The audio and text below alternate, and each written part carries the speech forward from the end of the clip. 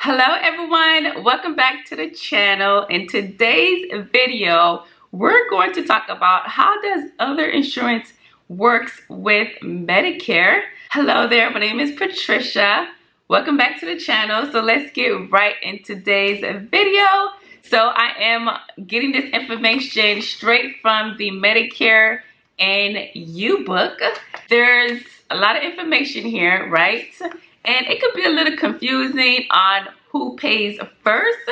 So a lot of it I'm going to read directly from the book because I don't want to make any mistakes. I don't want to confuse myself and I don't want to confuse you, okay? So let's start with the first scenario. So if you have retiree health insurance, so you retire from your job and you no longer work there because you're retired, but you have health insurance from that company. So this is retiree health insurance, right? Examples are going to be insurance from your or your spouse's formal employment. So who pays first? Medicare pays first. So Medicare will pay first and then your retiree insurance will pay second. Okay, let's go with the next scenario. So it says here, if you're 65 and older, you have group health insurance based on your employer's or your spouse current employment. So you're working, right? And you're 65 or older and your employment has 20 or more employees and you have insurance through your job.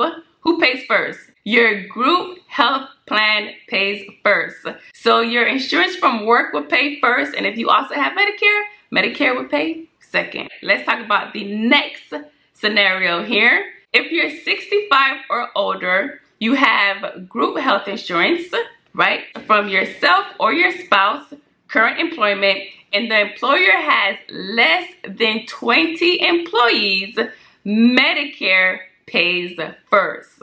So the scenario prior, the group plan pays first. But since it's 20 or less employees, Medicare pays first in this scenario. Next scenario. If you're under the age of 65, you have a disability, you have group health coverage based on your or your family's members' current employment, and the employer has 100 or more employees, your group health insurance plan will pay first. So the insurance from work and then Medicare will pay second. All right, let's talk about the next scenario here. If you're under the age of 65 and have a disability, have group health insurance coverage based on your or your family's members' current employment, and your employer has fewer than 100 employees, then Medicare will pay first. Okay, so the next scenario is this. If you have group health insurance coverage based on your or your family's members' employment or formal employment, and you're eligible for Medicare because you have end-stage renal disease, so the group plan will pay first for the first 30 months after you become eligible for Medicare, and then Medicare will pay after the 30 months. A little confusing. So in the beginning, the group plan will pay first for the first 30 months, and then after that, Medicare will pay first, okay? Next scenario. If you have TRICARE, Medicare pays first unless you're on active duty or get items or services from a military hospital or clinic or other federal health care provider. Okay, so that's TRICARE. If you have Medicaid, because some people have both Medicare and Medicaid, if you have Medicaid, Medicare will pay first. So it says here, important, if you're still working and have employer coverage through work, contact your employer to find out how your employer's coverage work with Medicare. I basically just outlined who pays first, depending on what other insurance you have. Please take a moment to like this video. Give it a big thumbs up if you are enjoying the content. It really helps others to find this video and it helps the channel a lot. Thank you so much. Moving along. Okay, let's see what it says here. It says, here are some important facts to remember about how other insurance works with Medicare-Covered services.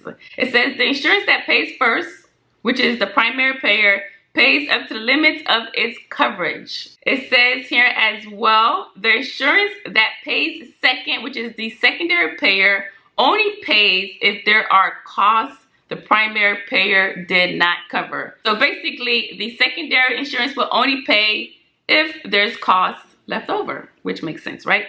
The secondary payer, which may be Medicare, might not pay all of the uncovered costs, so you may have to pay some as well. It says if your group health plan or retiree health coverage is the secondary payer, you might need to sign up for Part B before the insurance will pay. So yeah, so now you know how Medicare works with other insurance carriers, other insurance companies.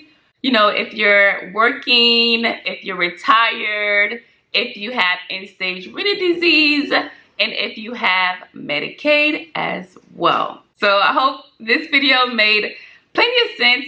I wanted to read it directly from the Medicare and You book, so that way I give out all of the correct information. Yeah, see you later.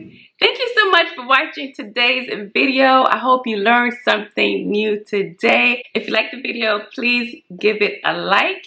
And if you know anyone that needs this information, please share this video. If you have any questions, leave them in the comment section below and I'll be more than happy to answer your question. If you need any assistance, give our office a call. We'll be more than happy to assist you.